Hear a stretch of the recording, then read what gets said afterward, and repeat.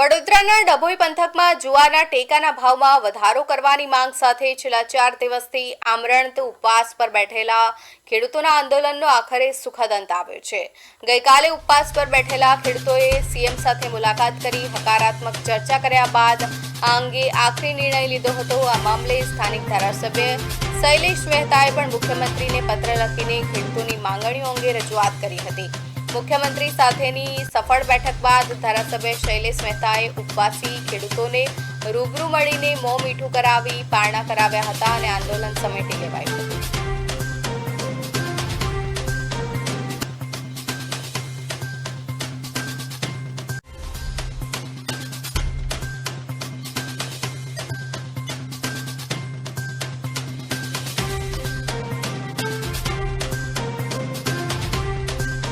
જે નવો ઠરાવ કરેલો છે અને જે સિસ્ટમ અત્યારે ચાલે છે પ્રતિ ખેડૂત એની અંદર સુધારો કરવા માટે અમને બાંયધરી આપી અને જે 1000 કિલોની જગ્યા પર હવે નવો સુધારો કરી અને 2500 કિલો જુવાર લેવાની એમને જીઆર કરેલો છે।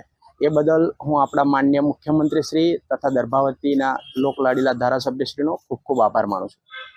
આ વિસ્તારના જિલ્લા પંચાયતના સભ્ય હર્ષિલભાઈ પટેલ ઉપે શંભુ અને તાલુકા પંચાયતના સભ્ય કૃણાલ છે, રાજુભાઈ કાનકર છે અને ન્યાય સમિતિના ચેરમેન શાંતિલાલ વસાવાએ તમામે ખૂબ રસ લીધો અને આજે એ લોકો પણ સતત ગાંધીનગર અમારી જોડે રહ્યા હતા અને ખેડૂતોના પ્રશ્નોનો